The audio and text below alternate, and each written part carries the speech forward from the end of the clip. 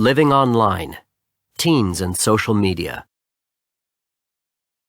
Teenagers today have grown up using the internet, and they use social media much more than their parents and other adults. However, young people may not be using this technology in a way that's effective or healthy. In a recent study, the CNN news agency followed a group of 200 North American teenagers for a period of 6 months to see how they were using social media. The results were quite shocking, especially for parents who thought they knew what their children were doing online. During the experiment, scientists recorded 150,000 posts and messages, which means approximately 125 messages a month for each person, although some teens wrote more messages than others. However, the most surprising fact was how often some teens were checking their social media profiles. Some people looked at them up to 100 times a day, even at school or when they were hanging out with other friends. But why were they checking their profiles so often? When the scientists asked, they discovered that 21% of teens wanted to know if people had written about them. They looked forward to positive posts, but they also worried about negative ones and how they should respond to rude comments.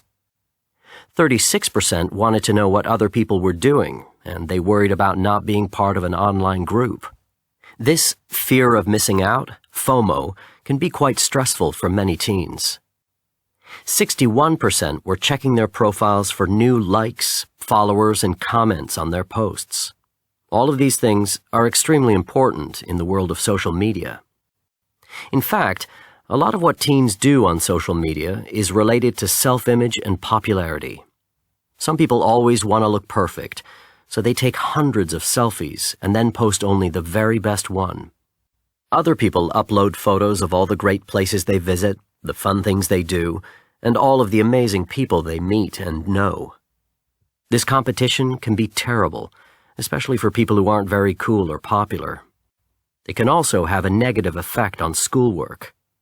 The CNN study found that people who spent the most time on social media often had lower grades.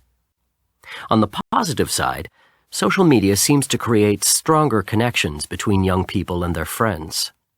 Some people might write nasty posts, but many teens use social media in a good way to support their friends and show how much they care. They send messages to each other, tell jokes, and celebrate special occasions. Young people could never share information about their lives in this way in the past. The world might be changing, but fortunately, young people are changing along with it.